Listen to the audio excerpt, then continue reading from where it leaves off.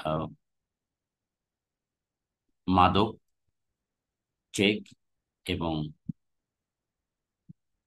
420, 406 এই মামলাটার নিয়ে অফার করছে। এই তিনটা মোকদ্দমা খুবই প্রচলিত মোকদ্দমা সারা দেশে, যে কোনো আদালতে এগুলো খুব বেশি চলে। তো আপনারা যদি এরকম দুইটা তিনটা মোকদ্দমায় আহ, দক্ষতা অর্জন করতে পারেন, তাহলে আপনার জন্য এটা খুব বেশি কাজে লাগবে। হুম। তো ডাক্তারদের যেমন স্পেশালাইজেশন থাকে, তেমনি আপনারাও এরকম একাধিক মামলায় দুই একটা মোকদ্দমা স্পেশালাইজেশন তৈরি করতে পারেন। তাহলে দেখবেন যে আহ, সংশ্লিষ্ট বারে যদি আপনার এরকম একটা সুনাম ছড়িয়ে পড়ে যে আপনি চেকের মোকদ্দমা গেলেই খালাস করে দিতে পারেন, কিংবা 406, 420 মামলা আপনি খালাস করতে পারেন, হ্যাঁ, বা নার্কোটিক্স মামলাগুলো আপনার কাছে খালাস হয়, তাহলে আপনার একটা আলাদা সুনাম ছড়িয়ে পড়বে। কারণ মানুষ লিগ্যাল সার্ভিস চায়। তো আপনাকে যদি সার্ভিসেবল না হন, মানুষ যদি আপনার কাছে ভালো সার্ভিস না পায়, তাহলে মানুষ কেন আসবে? তো এই জন্য আপনার কষ্ট করে হলে এই জিনিসগুলো শিখতে হবে। আর শেখার ক্ষেত্রে আহ, আমি যদি আপনার সুযোগ পাই আপনার পেশাগত মানোন্নয়নে আহ, সাথে থাকার, তাহলে আমি মনে করি যে আপনি যে বয়সে আছেন ঠিক এই বয়সে অনেক বেশি কার্যকর ভূমিকা রাখতে পারবেন, অনেক বেশি আয় করতে পারবেন। হ্যাঁ। আমাদের তো এখন হয়েছে যে আমাদের শিক্ষার কোনো আগ্রহ নাই, আমরা জানি না, কতটুকু জানি না সেটাও আমরা জানি না। তো সেই জন্য আপনি যদি পেশাকে ভালোবাসেন, অল্প সময় বেশি আয় করতে চান, হ্যাঁ, শুধু কোর্ট কাছারিতে আসা যাওয়া করে লাভ কি, আপনাকে পড়াশোনা করতে হবে এবং ভালো একজন আপনার গুরু লাগবে। তো আপনারা সকলেই জানেন যে আইন পেশা হলো একটা গুরুমুখী বিদ্যা। তো এটা অনেক কিছু জিনিস উম, গুরুর মাধ্যমে রপ্ত করতে হয়। হাওয়ার যেমন পীর মুর্শিদ আছে ভালো ইবাদত করার জন্য, দিনে এলেম অর্জন করার জন্য পীর মুর্শিদ লাগে, তেমনি ভাবে আপনি যদি ভালো প্র্যাকটিস করতে চান আপনার একজন মেন্টর লাগবে।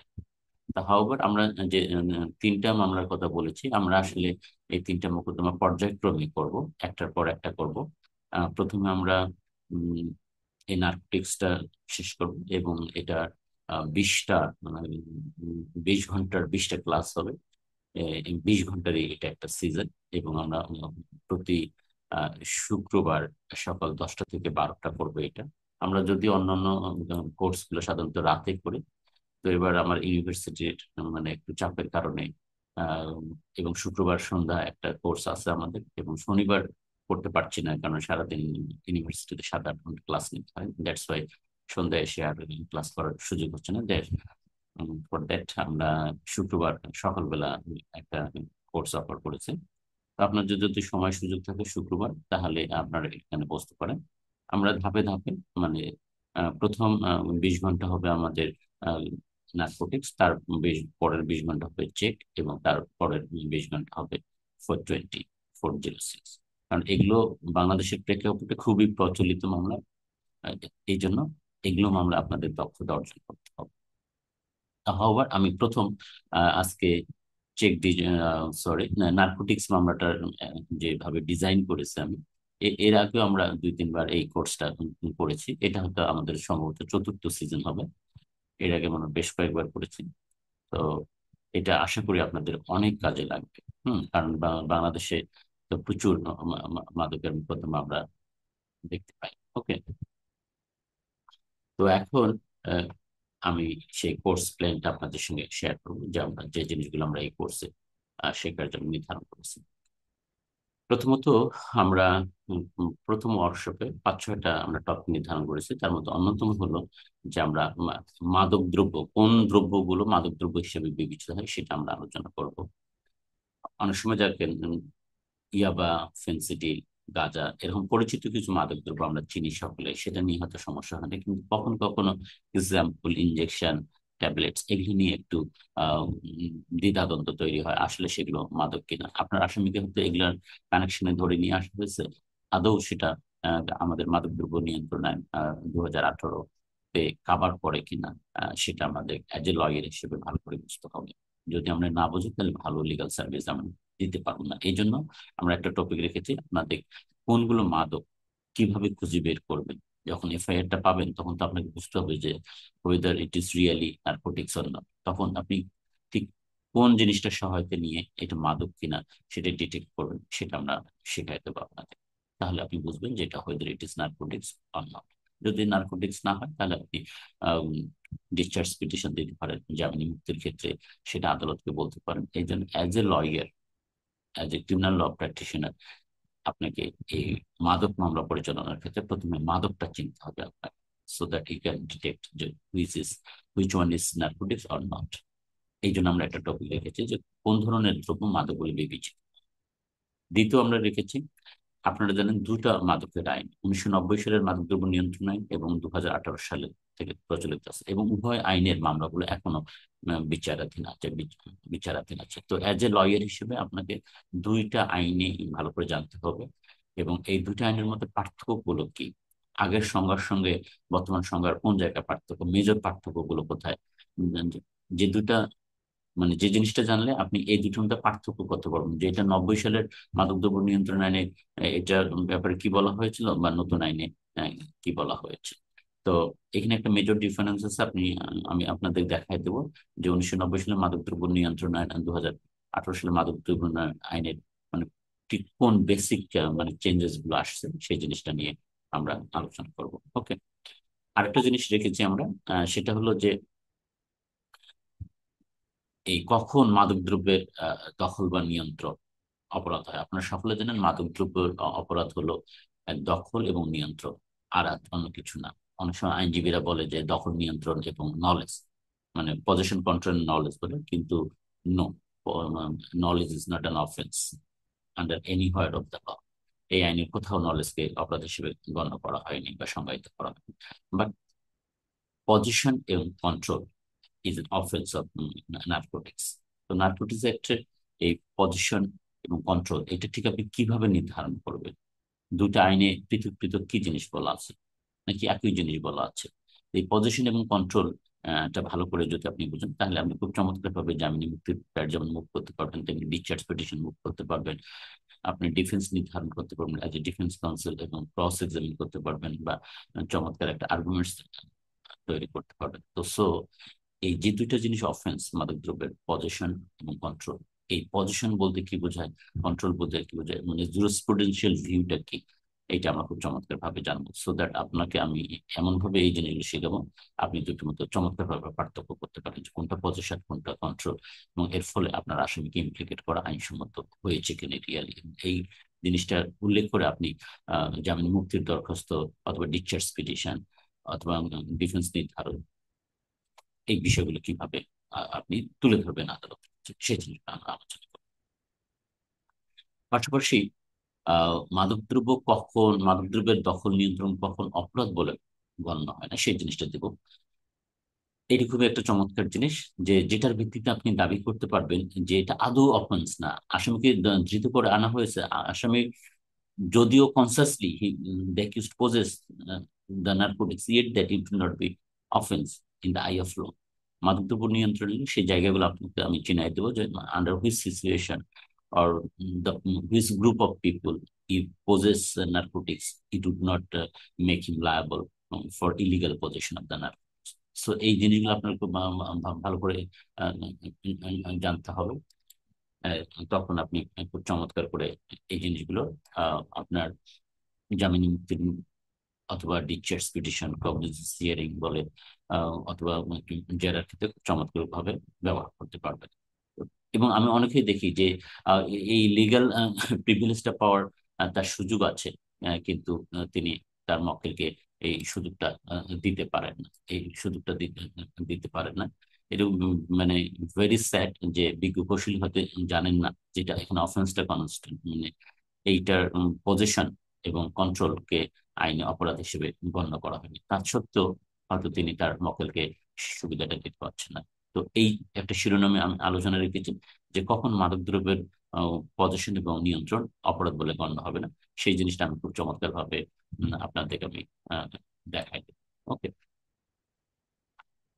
আপনি ভালো আইনজীবী হতে গেলে আপনাকে কিছু খরচ করতে হবে, ভালো শিখতে হবে, ভালো সিনিয়র ধরতে হবে। আপনি শুধু মনে মনে আশা করবেন যে আপনি ভালো ইনকাম করবেন, ভালো লয়ার হবেন, এটা এত সহজ বিষয় না। এত সহজ বিষয় না। আমার সঙ্গে যদি থাকেন আপনি 28 বছরের একটা লিসেন পাবেন। আর আমার সঙ্গে যারা দীর্ঘদিন আছেন তারা জানেন আমি কি পড়াই, কিভাবে পড়াই, বা তারা কিভাবে বেনিফিট হয়েছে। আপনারা জানবেন যে আইনজীবীদের কিন্তু ট্রেড সিক্রেট আছে, কেউ কারো কাছে শেয়ার করবে না যে কে কার কাছে পড়ছে, কোথায় পড়ছে, কিভাবে ভালো করতেছে, কখনো শেয়ার করবে না। সো এটা একটা কথা আছে যে বোঝে সে খোঁজে। তো আপনার মনে যদি অনুসন্ধিৎসু মন থাকে, তাহলে আপনার যদি প্রয়োজন মনে করেন, তাহলে জমি বন্ধক রেখেও এই ট্রেনিং গুলো করা উচিত আপনার। তারপরে আপনি একসময় ইনকাম করতে পারবেন। কিন্তু আপনি যদি ইনভেস্ট না করেন, কোনো রিটার্নও পারবেন না। No investment no return. হ্যাঁ, সেই ইনভেস্টমেন্টটা আপনার পড়াশোনা হতে পারে, ল জার্নাল পড়া হতে পারে, ট্রেনিং করা হতে পারে, পিয়ার ডিসকাশন হতে পারে, এইভাবে কোনো একজন ব্যক্তির সঙ্গে কনসালটেশন হতে পারে, মুরব্বীর সঙ্গে, সিনিয়রের সঙ্গে। তো এইভাবে আপনাকে নানাভাবে দক্ষতা অর্জন করার চেষ্টা করতে হবে। আপনাকে স্কিলড হতে হবে, কারণ এখানে আপনি একটা সেবা বিক্রি করতে আসছেন। এখানে আরো 500 700 2000 লয়ার আছে একটা বারে। তো এতগুলো আইনজীবীর মধ্যে আপনাকে কেন খুঁজবে? সেই খোঁজার কারণটা আপনাকে করতে হবে। শুধুমাত্র এই দয়া দাক্ষিণ্য আদালতের কাছে গিয়ে মানবিক কারণ, এইসব বলে আপনি প্র্যাকটিসে ভালো করতে পারবেন না। আপনাকে আসলে সত্যিকার অর্থে নলেজেবল হতে হবে, স্কিলড হতে হবে। হুম হবে। এখানে আমরা আরেকটা জিনিস করেছি যে মাদকদ্রব্যের শ্রেণী বিভাগ। মাদকদ্রব্যের শ্রেণী বিভাগ যদি আপনি না জানেন, তাহলে মাদকদ্রব্যের কখনো ওজন, মানে কখনো সংখ্যা, কখনো মানে কোয়ান্টিটি, কোয়ালিটি, নাম্বার, এগুলোর উপর সাজার ভ্যারি করে, এবং কোন শ্রেণীর মাদক সেটাও নির্ভর করে। তো এই জিনিসগুলো আমরা মোটামুটি আপনাদের শিখে দেবো। দ্বিতীয় ওয়ার্কশপে যে বিষয়গুলো করা হয়েছে মেইনলি এখানে, এই দ্বিতীয় ওয়ার্কশপটা জামিন সংক্রান্ত। যেমন মাদকের মোকদ্দমা হাতে নাতে ধৃত হয়েছে, এখন তার আপনাকে জামিন মুক্তি চাইতে হবে। আপনি কি বসে থাকবেন? আপনাকে তো একটা কেস মেক আউট করতে হবে, মানে with your level best to make the case doubtful. তো এই মাদকের মোকদ্দমার অফেন্স কিভাবে কনস্টিটিউট হয়, হাতে নাতে ধরা পড়লো যেন সেখানে কোনো অফেন্স কনস্টিটিউট হয়েছে কিনা, সেই জিনিসগুলো আপনি শিখাই দেবো। যে হাতে নাতে ধৃত আসামি জামিন মুক্তিটা আপনি কোন কোন পয়েন্টস গুলো উল্লেখ করেছেন। হাতে নাতে ধৃত হয়েছে এই বলে আপনি যদি হাল ছেড়ে দেন, আহ, আর ওয়েট করতে থাকেন 3 মাস 2 মাস, আদালত কাস্টডি গণে জামিন মুক্তি দেবে, বিষয়টা কিন্তু সেরকম। আপনারা খুব চমৎকার করে যদি মানে মেরিটসে তুলে ধরতে পারেন, তাহলে আপনি যেমন দেখবেন যে জজ সাহেব আপনার প্রশংসা করতেছে, তেমনি আপনাকে যারা শুনছে বা আইনজীবী সহকারী যারা আপনাকে শুনছে, তারা কিন্তু আপনার কোয়ালিটি বুঝবে। তো একজন আইনজীবীর বিজ্ঞাপন নেই, কিন্তু তার নিজের বিজ্ঞাপন তিনি নিজেই। তার সাবমিশন, তার চলন বলন, পোশাক আশাক, স্মার্টলি চলা, ক্লায়েন্ট হ্যান্ডেল করা, এগুলোর মাধ্যমে তার রেপুটেশন গড়ে ওঠে, একটা ভাবমূর্তি গড়ে ওঠে। সো এটাকে খুব মানে ইজিলি নেওয়ার কিছু নাই, কারণ আপনার এটা প্রফেশন। আপনি যত বেশি ইনভেস্ট করবেন, তত বেশি রিটার্ন পাবেন। ইনভেস্ট বলতে আমি বলতেছি এখানে সময়, আপনার শ্রম, এখানে অর্থ, হ্যাঁ, ইত্যাদি ইত্যাদি, আপনার সোশ্যাল কানেকশন, এগুলো হলো ইনভেস্টমেন্টের ক্ষেত্র আপনার। তো যাই হোক, তারপরে মাদকের সহযোগী আসামি, কো একিউজ যারা, তাদের জামিন মুক্তির কি ধরনের মানে পয়েন্টস গুলো আপনাকে মেক আউট করে আদালতের কাছে সাবমিশন করবেন, এই শিরোনামে আর একটা আলোচনা আমরা আলোচনা করব। এবং যদি পলাতক আসামি হয়, মাদকের মোকদ্দমা প্রায় আমরা দেখতে পাই যে পুলিশের ধাওয়াতে একজন বা দুইজন ধরা পড়ছে, আর তিনজন পালিয়েছে বা দুইজন পালিয়েছে। তো এই যে যারা পলাতক আসামি, তো পলাতক আসামিকে এই মাদকের অফেন্সে সংযুক্ত করা কতটা নিষিদ্ধ, সেই বিষয়গুলো যদি আপনি না জানেন, অর্থাৎ আপনাকে ওই জুরিসপ্রুডেন্সে ফিরে যেতে হবে। আপনাকে লায়াবিলিটি কি কি জিনিস সেটা শিখতে হবে। মানে কোনটা স্ট্রিক্ট লায়াবিলিটি, কোনটা ভিকারাস লায়াবিলিটি, কোনটা জয়েন্ট লায়াবিলিটি, কোনটা কনস্ট্রাকটিভ লায়াবিলিটি। আপনি ভালো করতে চাইলে আপনাকে হাজারো জিনিস জানতে হবে। জানার পর কোনটা কখন লাগবে, মানে নোবডি নোজ। তো সো আপনার জ্ঞানে, জ্ঞান মানে নলেজেবল হতে হবে। হ্যাঁ, খুব সামান্য কিছু দিয়ে আপনি প্র্যাকটিসে ভালো করতে পারবেন না। ওকে। তো এই যে পলাতক আসামির লিগাল ইমপ্লিকেশনটা কিভাবে হতে হবে, বা হওয়া ঠিক হয়েছে কিনা, এই বিষয়গুলো, কোন কোন বিষয়গুলো উল্লেখ করে আপনি এই পলাতক আসামির জামিনে মুক্তি চাবেন, সে বিষয়গুলো আমরা আলোচনা করব। অথবা কখনো যদি কনফেশনের মাধ্যমে কাউকে ইমপ্লিকেট করা হয়, যদি আমরা তেমন একটা দেখি না, তারপর আমি জাস্ট অ্যাওয়ার করবো যে কনফেশনের মাধ্যমে এই মাদকের মোকদ্দমায় ইমপ্লিকেশন হতে পারে, তা তার জামিনের মুক্তির ব্যবস্থাটা কি হবে। এরপর আসেন তৃতীয় যে ওয়ার্কশপটা। এখানে আমরা বেশ কয়েকটা টপিক রেখেছি। এখানে আহ, মাদকদ্রব্যের দুইটা জিনিস আহ, আপনাকে ভালো করে শিখতে হবে। একটা হলো obtaining the narcotics legally. Obtaining, and দ্বিতীয়টা হলো producing narcotics in trial, maintaining chain of custody. এই দুইটা জিনিস আপনার মাথায় সবসময় থাকতে হবে, যে নার্কোটিক্স এর ক্ষেত্রে এটা whether it has been legally obtained, এর সংবাদ পাওয়া থেকে শুরু করে search, seize, transportation, destruction, sending for chemical examination, এবং সেন্ডিং টু কোর্ট মালখানা, and presenting before the court from court মালখানা ইত্যাদি বিষয়গুলো, এই যে চেইনটা আছে, এখানে চেইনের কোনো গড়বড় হয়েছে কিনা, এই জিনিসগুলো আপনাকে ভালো করে শিখতে হবে। এই জিনিসগুলো ভালো করে না শিখলে আপনি জেরা করতে পারবেন না, জামিনে মুক্তির দরখাস্ত মুখ করতে পারবেন না, বা আর্গুমেন্ট ভালো করে করতে পারবেন না। এই জন্য আমরা এই তৃতীয় ওয়ার্কশপে যে জিনিসটা রেখেছি, যে মাদকদ্রব্য নিষ্পত্তির যে নতুন বিধান করা হয়েছে 2018 সালে, সেখানে মাদকদ্রব্য নমুনা সংরক্ষণ, ধ্বংস, রাসায়নিক পরীক্ষা, এই জিনিসগুলো ঠিক মতো আইনসম্মত ভাবে হয়েছে কিনা, এই যে জিনিসগুলো আপনি জামিন হিয়ারিং এ যেমন উল্লেখ করতে পারবেন, তেমনি এগুলোর ভিত্তিতে আপনি জেরাও করতে পারবেন। সো এটা আপনাকে খুব ভালো করে জানতে হবে যে একটা মাদক দ্রব্যের আপনার দুইটা জিনিস আমি বলছি, obtaining of the narcotics legally, as per law এটা অবটেইনিং হবে। আপনারা সকলে খুব ভালো করে জানেন আমার থেকে যে মাদকদ্রব্য এমন একটা, মানে it's kind of legislation where jurisprudence has been upset down. আপনারা সকলেই জানেন যে প্রত্যেকটা ক্রিমিনাল মামলা প্রসিকিউশন ইজ টু প্রুভ, কিন্তু এখানে কি হয়, এখানে ঠিক আপসাইড ডাউন আমি যেটা বললাম, এখানে accused is to prove the case, accused is to prove the case. তার হাতে, তার দখল থেকে, তার নিয়ন্ত্রণ থেকে যে মাদকদ্রব্যটা উদ্ধার হয়েছে বলে প্রসিকিউশন বলতেছে, it is the burden of proof lies upon the accused to prove that the things recovered from his is not narcotic substance or not narcotics। তাহলে দেখেন, প্রত্যেকটা ক্রিমিনাল মামলায় প্রমাণের ভার কিন্তু প্রসিকিউশনের উপর, কিন্তু এখানে ঠিক তার উল্টা। তাহলে এখানে আপনি যদি ডিফেন্স কাউন্সিল হয়ে থাকেন, can you imagine the role of the defence counsel? আপনার কত বড় দায়িত্বের বিষয়টা পড়ে, যেখানে জুরিসপ্রুডেন্স উল্টায় দেওয়া হচ্ছে। তো এই বিষয়গুলো আমি শিখাবো আপনাকে, যে এই যে অবটেইনিং কিভাবে করতে হয়, মাদকদ্রব্যটা যে তল্লাশি, উদ্ধার, জব্দ, পরিবহন, কেমিক্যাল এক্সামিনেশন পাঠানো, কোর্ট মালখানায় পাঠানো, আদালতে উপস্থাপন, এই চেইনের মধ্যে কোনো গড়বড় আছে কিনা, এবং এই চেইনের ক্ষেত্রে যখন তল্লাশি, উদ্ধার হলো, জব্দ হলো, এখানে কোনো আইনি সমস্যা আছে কিনা।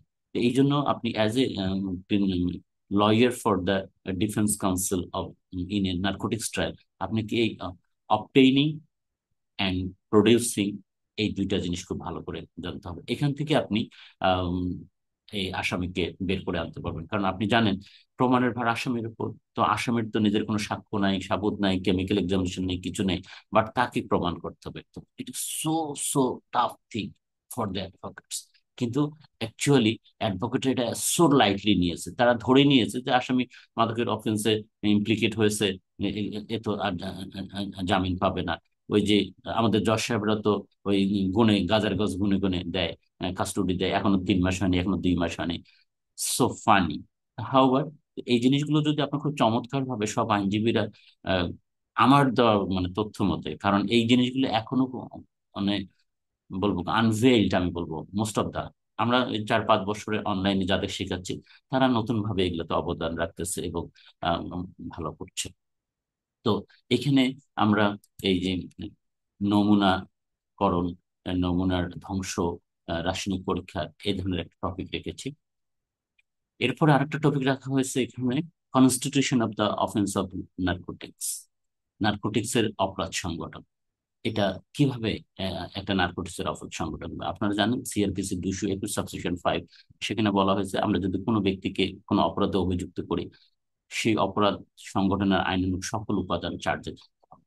তো একজন ব্যক্তি এই, যদি মাদকদ্রব্য ইলিগাল ক্যারিং এর জন্য অভিযুক্ত হয়, তাহলে যেমন আজকে আমি একটা সিদ্ধান্ত দিয়েছিলাম, মাদকদ্রব্য 12 পিস ইয়াবা উদ্ধারের অভিযোগ আছে, but none of the witnesses, neither the seizing officer not the accompanying forces produce a single piece of Yaba tablets to the court. But yet that trial court has been convicted to with 1.5 years. তাহলে দেখেন এটা কিন্তু আমি খালাস দিয়েছি। কারণ এখানে মাদকদ্রব্যের অফেন্সটা তার যে আইনজীবী এটা ঠিক কিভাবে প্রমাণ করতে হবে, বা আর্গুমেন্টস এর ক্ষেত্রে এখানে যে মাদকদ্রব্য নেই, সাক্ষ্য আইনের 60 ধারার প্রভাজ্যতে বলা হয়েছে, if oral evidence refers the existence of any material evidence it is to be produce for inspection of the court. তো হাউ মেনি লয়ার্স বা কতজন এটা জানে? তো এই আমার সঙ্গে আপনার থাকার সুবিধাটা হইলে এটা, খুব অল্প বয়সে আপনি স্ত্রী পাকা হয়ে যাবেন, অল্প বয়সে আপনি অনেক কিছু জানবেন।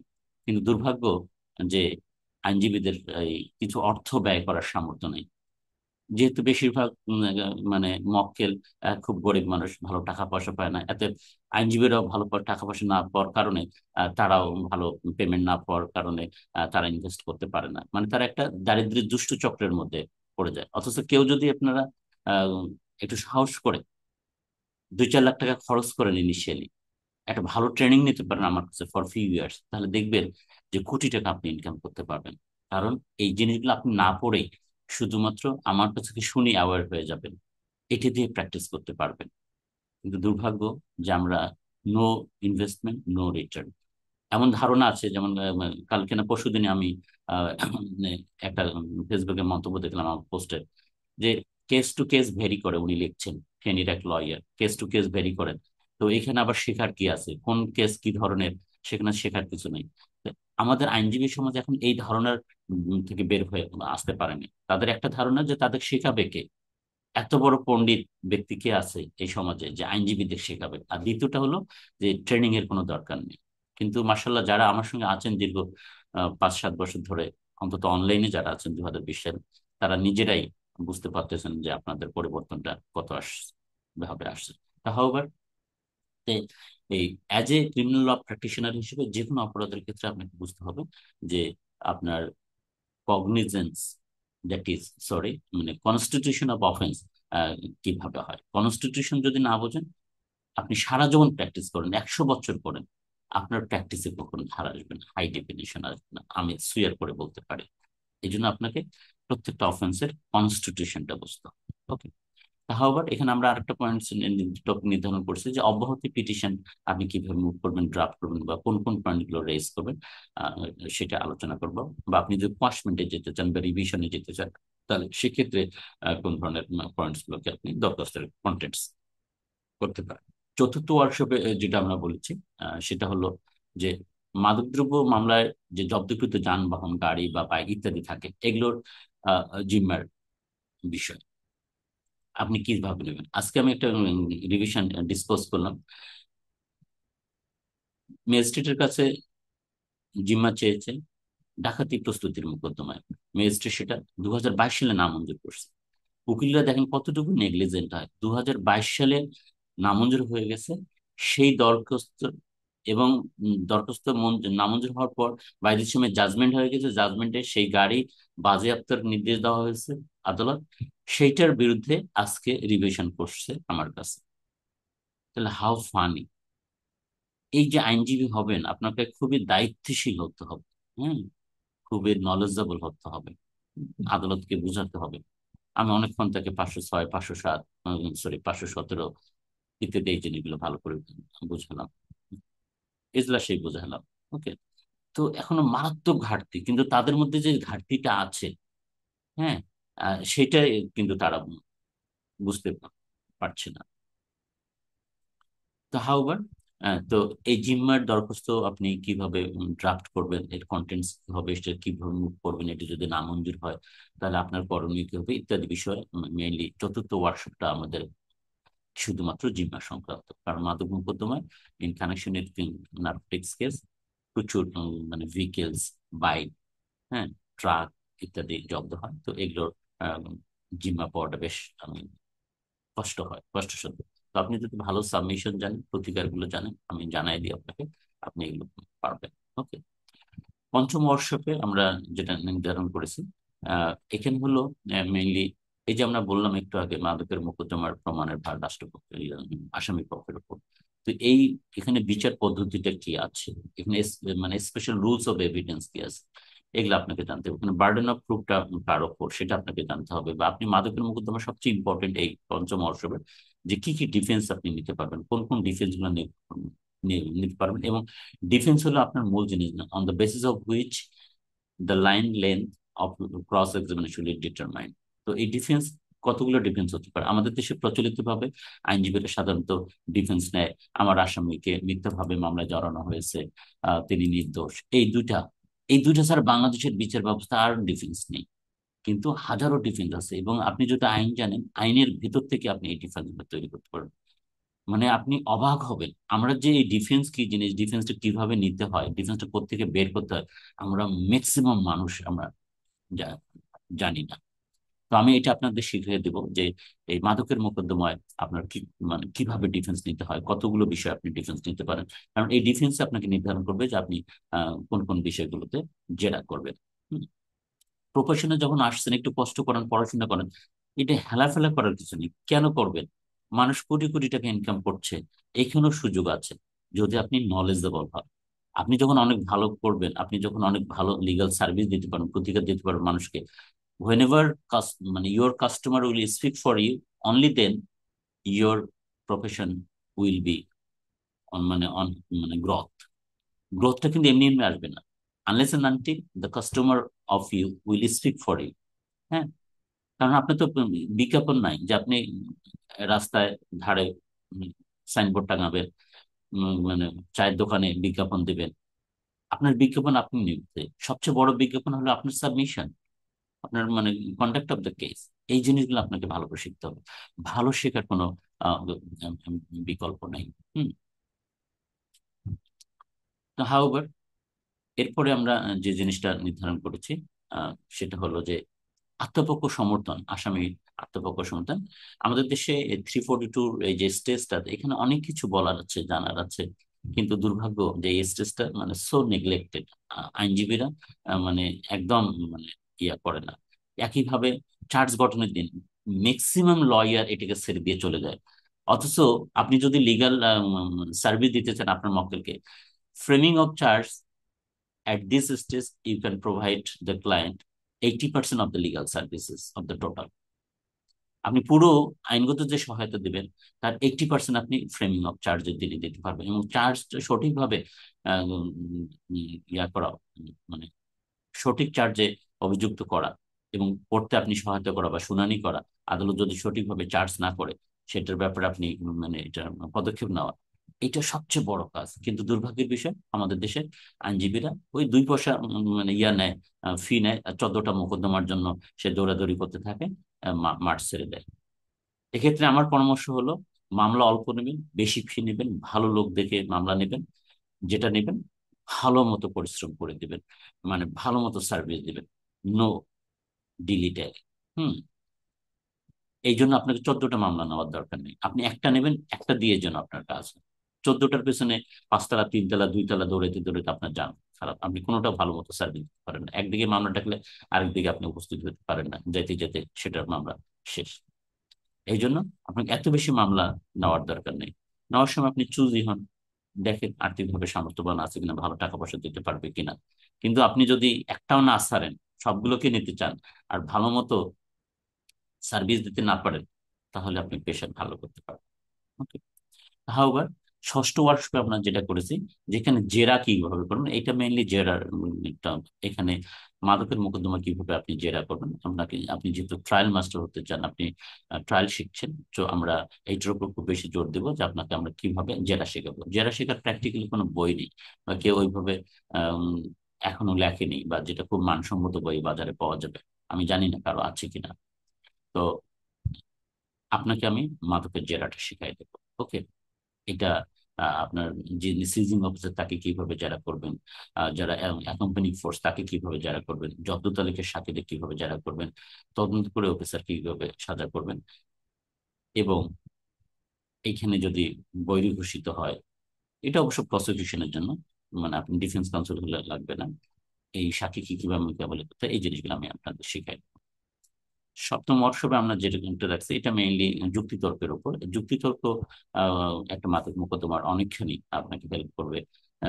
যুক্তিতর্কে যে যে ধারায় চার্জ হয়েছে সেটা আইনসম্মত হয়েছে কিনা, যে সাক্ষ্য উপস্থাপন করা হয়েছে সে সাক্ষ্য লিগাল এভিডেন্স কিনা, এখানকার কোনো ডিসক্রিমিনেশন কন্ট্রাডিকশন আছে কিনা সেটা আপনি কিভাবে উত্থাপন করবেন, আপনি ল এবং প্রেসিডেন্টস কিভাবে সাইড করবেন, কোনটার পর কোনটা করবেন, আদার সাইড কি কিভাবে আপনি ফেস করবেন, তার কিভাবে রিপ্লাই দিবেন ইত্যাদি।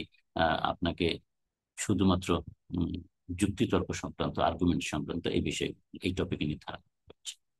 এরপর অষ্টম বর্ষকে আমরা যেটা নির্ধারণ করছি মাদকের মোকদ্দমায়, সেটা হলো যে এই যে আপিল দায়ের অ্যাডমিশন, আপনি আপিল দায়েরের ক্ষেত্রে আহ, বা যখন আপনি প্রথম আপনার আসামি অ্যারেস্ট হয়েছিল তখন যে জামিন মুক্তির ট্রাই মুভ করছেন, এটা far different, far far difference, এটা ডিনাইট, গালফ অফ ডিফারেন্ট। কারণ অলরেডি আপনার আসামি দণ্ডিত হয়েছে, কনভিক্টেড হয়েছে, সেন্টেন্সড হয়েছে, এখন তার জামিনে মুক্তির প্রেয়ার। আর যখন সে প্রথমে অভিযুক্ত হয়েছিল, একিউজড হয়েছিল, এই দুটি এক না।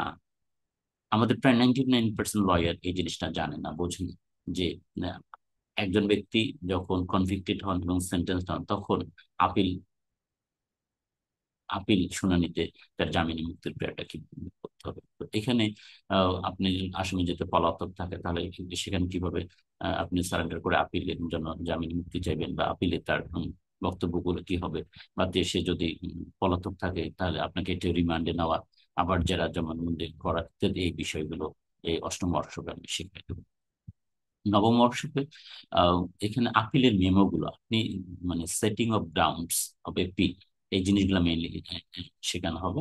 আপনারা জানেন সিআরপিসি 418 ধারায় বলা হয়েছে যে আপিল মেলাই মানে as well as facts and as well as law. তাহলে একটা অফেন্সের ফ্যাকচুয়াল এবং লিগ্যাল অ্যাসপেক্টস কি, এবং একটা অফেন্স ধান থেকে চাল যেমন আলাদা করতে হয়, তেমনি একজন ক্রিমিনাল ল প্র্যাকটিশনারকে এটা ভালো করে বুঝতে হয় যে একটা অফেন্সের ফ্যাকচুয়াল অ্যাসপেক্টস গুলো কি, লিগ্যাল অ্যাসপেক্টস গুলো এগুলোকে কিভাবে সেপারেট করতে হয়, এবং এখানে জাজমেন্ট লেখার ক্ষেত্রে আদালত কোনো আহ, ভুল করেছে কিনা। হ্যাঁ, এগুলো তো আপিলে তদন্ত করতে হয়। আমাদের দেশের আপিল লেখাতে হলো মানে জজ সাহেব জুডিশিয়াল মাইন্ড অ্যাপ্লাই করেন নাই, তার আসামিকে খালাস দেওয়া উচিত ছিল, তার অমুকটা করা উচিত ছিল, তমুকটা করা উচিত ছিল, বাট একটা গ্রাউন্ডসও দিতে পারবে না যে আদালত on the basis of which will reverse the judgment. এই মুরাদ খুব কম লয়ারের আছে। তো আমি এই জিনিসগুলো শিখাচ্ছি আপনাদের, আমাদের যারা পার্টিসিপেন্ট মাসাল্লাহ তারা এগুলা নতুন আঙ্গিকে শিখছেন। আমাদের এই এই ইতিমধ্যে একটা ব্যাচ শুরু করছি আমরা, সিভিল এবং ক্রিমিনাল ড্রাফটিং। গত সপ্তাহে আমরা শুরু করছি, আগামীকাল শুক্রবার রাত্রে দ্বিতীয় ক্লাস হবে। তো এগুলোতে যদি আপনারা অ্যাটেন্ড করতেন তাহলে বুঝতেন যে আপনি কতটুকু জানেন না, আপনার না জানার গভীরতা কতটুকু আপনি বুঝতে পারতেন। কিন্তু এখন তো অবহেলা করতেছেন, আমার টাকা নাই, আমার সময় নাই, এ সকালে হলে ভালো হয়, বিকেল হলে ভালো হয়, নানা অজুহাত। শেখার ক্ষেত্রে, স্কিল্ড হওয়ার ক্ষেত্রে কোনো অজুহাত রাখবেন না। আপনি নিজেকে ভালোবাসুন, নিজের প্রফেশনকে ভালোবাসুন, নিজের জন্য একটু ব্যয় করুন। এত টাকা পয়সা ইনকাম করতেছেন, সব তো ব্যয় করতেছেন, কিন্তু নিজের নিজের উপর কতটুকু ইনভেস্ট করতেছেন, আপনার নলেজকে কতটুকু আপনি সান্নিধ্য করতেছেন, তার জন্য কত টাকা আপনি আহ, ব্যয় করতেছেন, সেটা কি কখনো আপনি চিন্তা করে দেখছেন? যে দুজন কুঠার ইয়া কাটতে গেল, গাছ কাটতে গেল, এই গাছ কাটতে গিয়ে আহ, দেখলো যে একজন 2 ঘন্টা গাছ কাটতেছে, আরেকজনও 2 ঘন্টা ধরে কাটতেছে, এর মধ্যে একজন বিশ্রাম নিল, বিশ্রাম নিয়ে তার কুঠারটাকে সে নতুন করে ধার দিল। যার ওই ভোঁতা কুড়াল ছিল সে তো সারাদিন ধরে কোপাচ্ছে, কিন্তু ইয়া হচ্ছে না, গাছ কাটা শেষ করতে পারতেছে না। কিন্তু ওই যিনি বিশ্রাম নিলেন এবং নতুন করে তার কুড়ালে ধার দিলেন, তখন আর 2 ঘন্টা তিনি কাজটা শেষ করলেন। তেমনি ভাবে আপনার বিদ্যমান দক্ষতাটাকে এটাকে সান্নিধ্য করতে হবে, আপনাকে আরো বেশি স্কিলড হতে হবে। যতটুকু স্কিলড আছেন আরো কিভাবে করা যায়। আপনারা অনেকে আমাদের সাবেক ভিসি ঢাকা ইউনিভার্সিটির ইমাজউদ্দিন স্যারের কথা শুনেছেন। ইমাজউদ্দিন স্যার বলছে যে যে ছেলেগুলো ঢাকা ইউনিভার্সিটির ক্যাম্পাসে চলাফেরা করে, 2 বছর চলাফেরা করলে আমি তাকে আহ, স্নাতক সার্টিফিকেট দিতে পারি। কেন বলছে উনি এটা? এই উনি এটার কারণ হিসেবে বলছে যে ছেলেগুলো এই ঢাকা ইউনিভার্সিটির মতো জায়গায় মধুর ক্যান্টিনে, হাকিম চত্বরে ঘোরে, মানে টিএসসি ডাসে ঘোরে, যাদের সঙ্গে ঘোরে তারা হলো দেশের সবচেয়ে মেধাবী স্টুডেন্ট, তাদের জ্ঞানী বিজ্ঞানে তারা অনেক শ্রেষ্ঠ, অন্যদের থেকে অনেক এগিয়ে। তো এরকম ভালো বন্ধুর সঙ্গে যদি কেউ থাকে, তাহলে নানাভাবে কথায় বার্তায় নানাভাবে তার কাছে ইনফরমেশন ট্রান্সফার করতে থাকে। এই জন্য ভালো বন্ধু জীবনের শ্রেষ্ঠ মানে অন্যতম সম্পদ। তেমনি ভাবে আপনার একজন ভালো গুরু লাগবে, টিচার লাগবে। আপনি যদি অল্প সময় দক্ষতা অর্জন করতে চান, তাহলে আপনাকে এটা মানতে হবে। আপনি যদি না করেন, নিজেই যদি সর্বসাধারণ বোঝেন, তাহলে কিন্তু আপনি অল্প সময়ে আহ ভালো দক্ষতা অর্জন করতে পারবেন না। হয়তো আপনি পারবেন 20 বছর পর, 25 বছর পর, কিন্তু ততক্ষণ দিনে আপনার অনেক সময় শেষ হয়ে গেছে। পৃথিবীতে পেলেরও কোচ আছে, ম্যারাডোনারও কোচ লাগে, সচিন টেন্ডুলকারেরও কোচ আছে। তাহলে এখন বোঝেন যে আপনার লাগবে কিনা। আপনার 1 মিনিটের একটা আহ, জিনিস আপনার কত কাজে লাগতে পারে। আমি আমার নিজের জীবন দিয়ে একটা জিনিস গল্প করে 1 মিনিট। আমি তখন এসএসসি তে ছিলাম। আপনারা জানেন আমি কখনো এসএসসি পর্যন্ত কখনো সেকেন্ড হইনি। তো যাই হোক, একদিন খেলার মাঠে আমি সন্ধ্যাবেলা নামাজের দিকে যাচ্ছি। তখন 2-4 জন ছেলে দাঁড়িয়ে গল্প করতেছিল। আমাকে কিন্তু ডেকে পরামর্শ দেয়নি, আমি মানে তাদের পাস করতেছিলাম। তখন শুনলাম যে উপরের ক্লাস থেকে বই নিয়ে নোট করলে অনেক ভালো মার্কস পাওয়া যায়। আমি শুধু এতটুকুই কথা শুনছিলাম। তখন আমি বিং স্টুডেন্ট অফ এসএসসি, আমি ইন্টারমিডিয়েট ডিগ্রির বই ম্যানেজ করলাম, করে সেগুলো দিয়ে আমার নোটপাতি তৈরি করলাম। আপনারা যেমন অবাক হবেন যে আমি গ্রামের স্কুল থেকে পড়ে ওই আমলে স্ট্যান্ড করছিলাম, 7th স্ট্যান্ড। এবং আমার একটা মার্কসের ভুলের কারণে আমার 2nd স্ট্যান্ড হতো।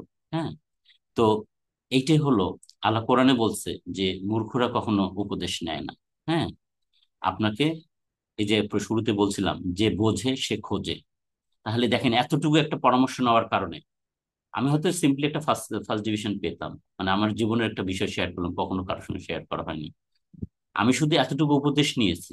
উপদেশ নিয়ে পরের দিনে আমি ইন্টারমিডিয়েট পরে এমন ছাত্রদের বাড়িতে গেছি, ডিগ্রিতে পড়ে তাদের কাছ থেকে ভূগোলের বই নিয়ে আসছি, ইতিহাসের বই নিয়ে আসছি, এগুলো নিয়ে আমি নোট করছি। বাংলা বই যে যেখান থেকে পায়, আমি কিন্তু স্ট্যান্ড করছি একটা গ্রামের স্কুল থেকে। এই জন্য আপনার খুবই অনুসন্ধিৎসু মন চাই, তবে আপনি নিজেকে ভালোবাসুন, নিজের প্রফেশনকে ভালোবাসুন।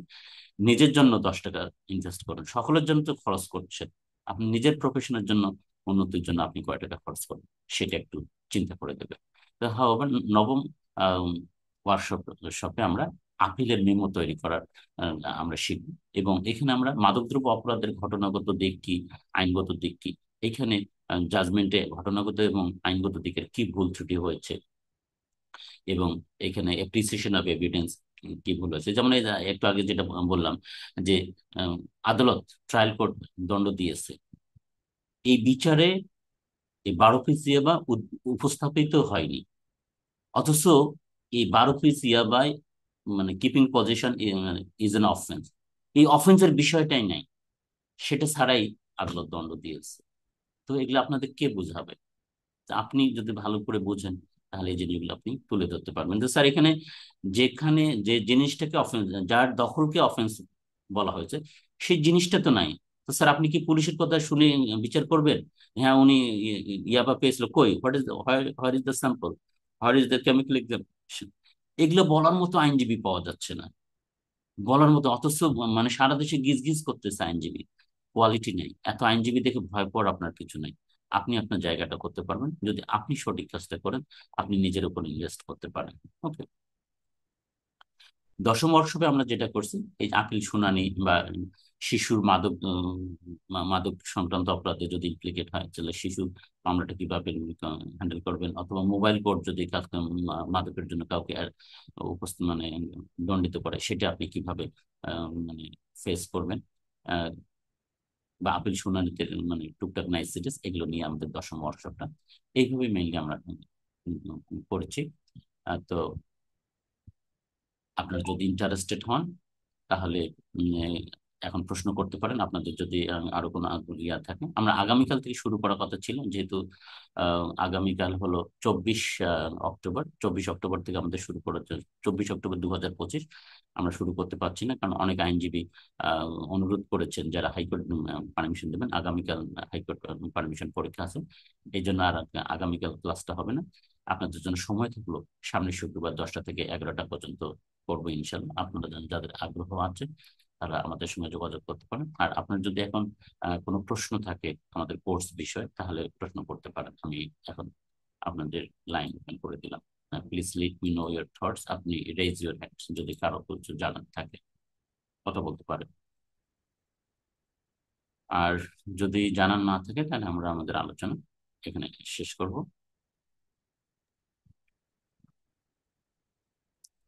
আশা করি মনে হয় কারো কিছু জানার নেই। Thank you for watching this video. এবং আবারও বাতুল একাডেমির পক্ষ থেকে আপনাদের স্বাগত। আপনাদের পেশাগত জীবন ভালো স্যার হোক। জানার আছে স্যার। স্যার স্যার জানার আছে হ্যাঁ, তো আসসালামু আলাইকুম ভিডিওটা, স্যার। হ্যাঁ প্লিজ ভিডিওটা অন করেন, কথা বলুন, পরিচয় দেন, আপনার নাম বলুন। স্যার আমি হচ্ছে অ্যাডভোকেট রায়হান, রংপুর বার থেকে বলছি স্যার। জি। স্যার ওই যে আমি আসলে এর আগেও একটা আপনার ক্লাস করেছিলাম, পরবর্তীতে আমি আসলে আপনার কাছে হোয়াটসঅ্যাপে চেয়েছিলাম যে কত টাকা দিতে হবে, কিভাবে দিতে হবে। আমি আসলে স্যার ওইটা পরে আপনি রিপ্লাই করতে পারেন না, হয়তোবা ভুলে গেছেন বা এটা আমার ই হ্যাঁ, করতে আপনি পারেন নাই। হোয়াটসঅ্যাপে আমাকে মেসেজ করলে I will reply. G sir. হ্যাঁ, সুন্দর করে জি স্যার। আমাকে পার্সোনালি হ্যাঁ, মেসেজ আমি জানিয়ে স্যার দিন। এই যে কি এটা কিভাবে ফিটা দিতে পারি সেটা একটু আমাদেরকে জানালে হ্যাঁ, আমি এটা আমাকে ঠিক হবে এবং আমি ক্লাসটা হোয়াটসঅ্যাপে করতে চাই। হ্যাঁ, হোয়াটসঅ্যাপে একটু নক করেন। 01715 049 568। আমি আবারও বলছি, 01715 049 568। এই নাম্বারে আমাকে হোয়াটসঅ্যাপে নক করলে আমি আপনাকে রিপ্লাই দেবো। হ্যাঁ, এমনি আমাদের প্রসেস হলো আপনার কোর্স ফি পেমেন্ট করতে হবে। কোর্স ফি পেমেন্ট করলে আপনাকে আমরা নির্দিষ্ট একটা হোয়াটসঅ্যাপ গ্রুপে অন্তর্ভুক্ত করবো। সেখানে জুম অ্যাপে আমাদের ক্লাসগুলো হবে। স্যার এখানে আমি দুই তাহলে ঘন্টা নক করছি স্যার, হ্যাঁ, আসছি। এরকম 20 ঘন্টার হবে। 10টা সিজন, 10টা ওয়ার্কশপ হবে। 10 সপ্তাহ হবে, এটা মনে রাখবেন। হুম। আর আর স্যার আরেকটা বিষয় স্যার, সিভিলের কোনো ওয়ার্কশপ থাকলে আমি একটু জয়েন হতে চাই স্যার। সিভিলের এখন ড্রাফটিং একটা চলতেছে, সিভিল ক্রিমিনাল। আপাতত সিভিল আমরা এই ড্রাফটিংটার পরে আবার অফার করব। তাহলে স্যার নেক্সট হ্যাঁ, নেক্সট ব্যাচটায় আপনি আমি, বাদল তাহলে এইটার একাডেমির স্যার আমরা শুরু শুনেন, করছি। বাদল একাডেমির পেজে লাইক দিয়ে রাখেন, বা আমার আইডিতে যদি আপনি থাকেন সংযুক্ত, বা আমাদের একটা ইয়া আছে, ইউটিউব চ্যানেল আছে, সেখানে যদি আপনি সাবস্ক্রাইব করেন তাহলে আপনি আর সব ইনফরমেশন গুলো অটোমেটিকলি পেতে থাকবেন। আমি আপনার সাথে আছি, আপনার ফেসবুকের সাথে আছি স্যার। জি। ওখান থেকে আমি ইনফরমেশনটা পেয়েছি ভেরি রিসেন্ট। জি। ওকে। তাহলে স্যার আমরা আমাদের এই ক্লাসটা কবে থেকে শুরু হচ্ছে? এটা হলো আমাদের এই কালকে থেকে শুরু করতে স্যার তাহলে চেয়েছিলাম, আমাদের যেহেতু এই আমরা ক্লাসটা তো শুরু হচ্ছে কবে থেকে? এই সামনের আগামীকাল শুক্রবার, পরের শুক্রবার। হ্যাঁ, পরের শুক্রবার, অর্থাৎ মানে পরের সাত পরের সাত শুক্রবার নভেম্বর থেকে শুরু থেকে। হচ্ছে। হ্যাঁ, 7 নভেম্বর 10টা থেকে 11টা। আচ্ছা, সপ্তাহে একদিন হবে। তাহলে স্যার আমি আপনাকে হোয়াটসঅ্যাপ করছি এবং তাহলে হ্যাঁ, জি। হ্যাঁ, বিকাশে বিস্তারিত। পেমেন্টটা দিয়ে দিচ্ছি স্যার। ওকে, জি। তাহলে আজকে এই আসসালামু আলাইকুম পর্যন্তই। স্যার, ভালো থাকবেন আসসালাম, স্যার। ভালো থাকবেন। খোদা হাফেজ। স্যার স্যার হ্যাঁ, আতুল্লাহ সাহেব। হ্যাঁ, প্লিজ লেট মি নো।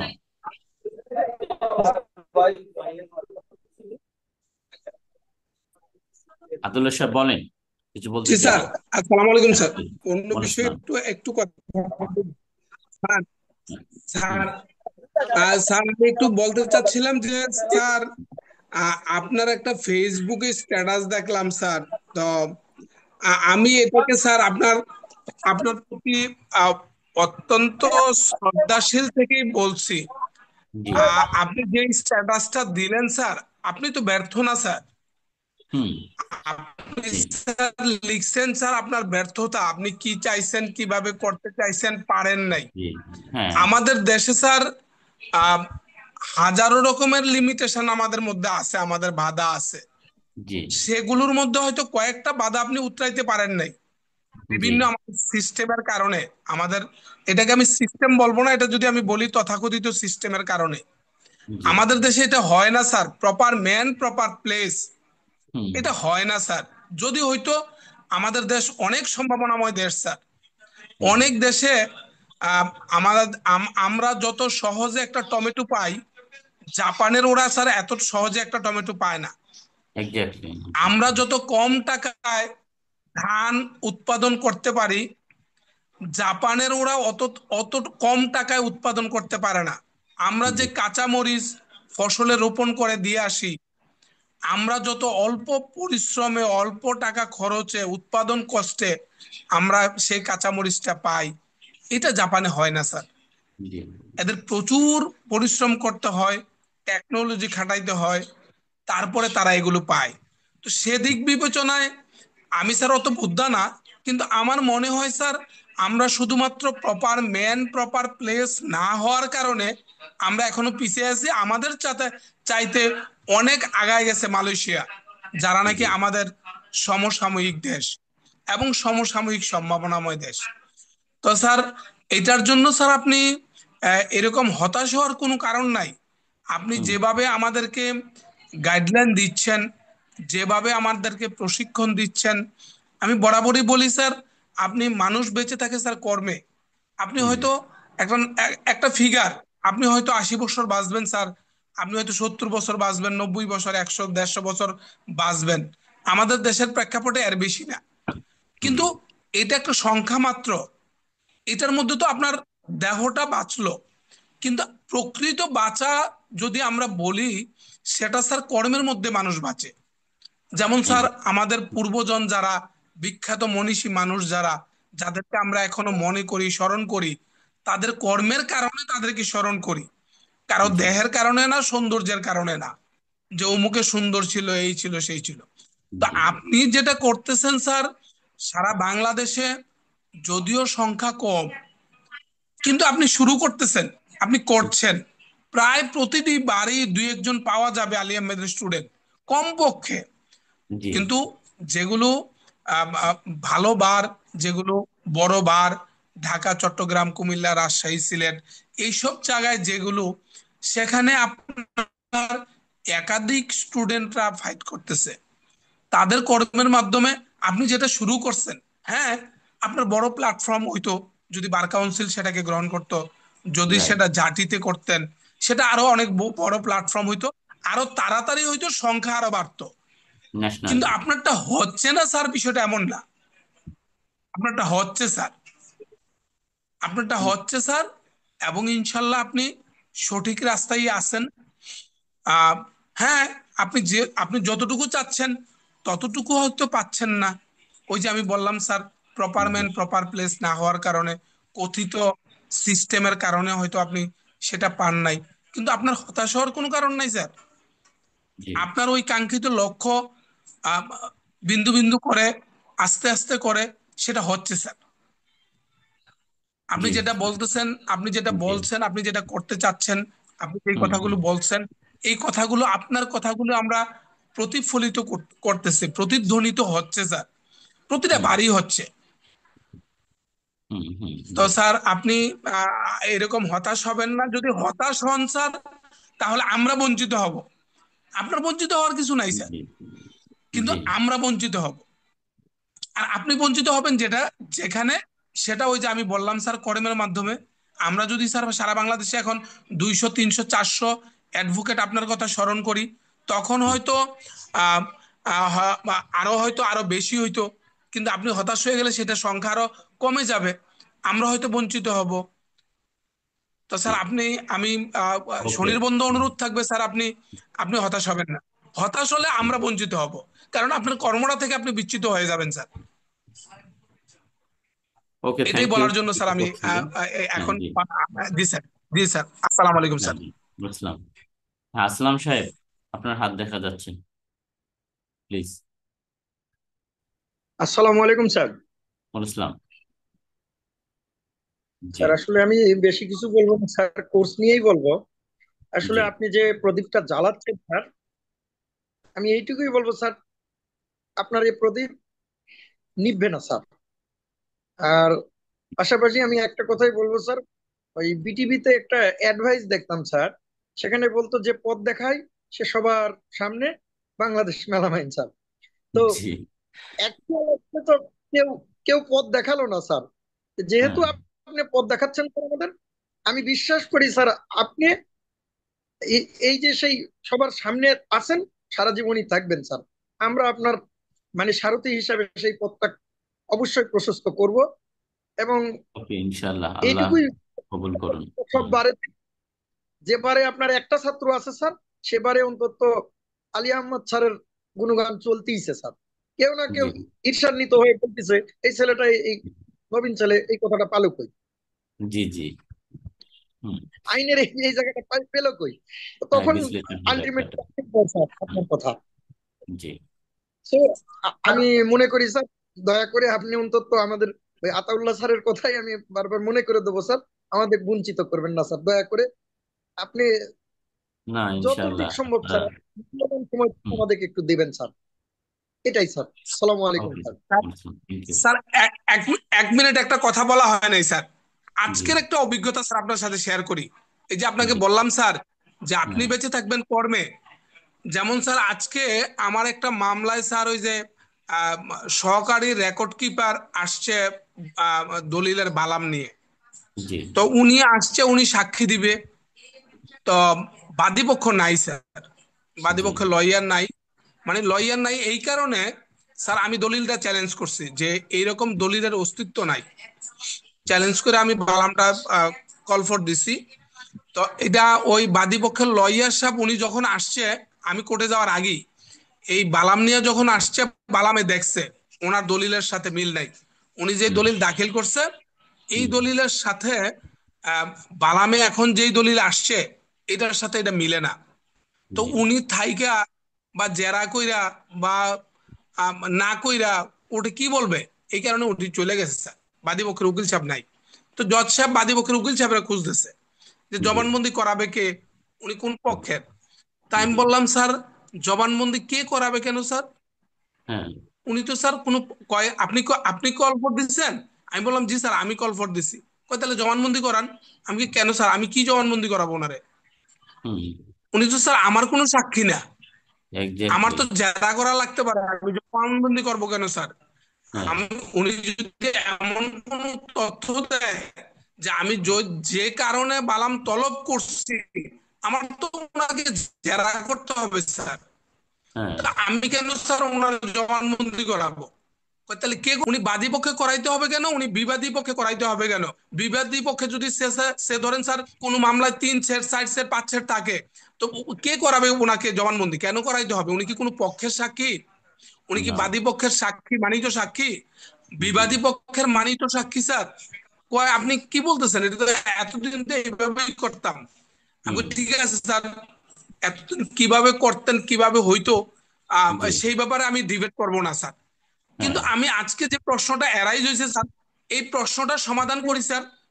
জি। উনি আমাদের কোন পক্ষের সাক্ষী, উনি কি হ্যাঁ। স্যার আমাদের বাদী পক্ষের সাক্ষী, উনি কি আমাদের বিবাদী পক্ষের সাক্ষী, উনি তো কোনো সাক্ষী না স্যার।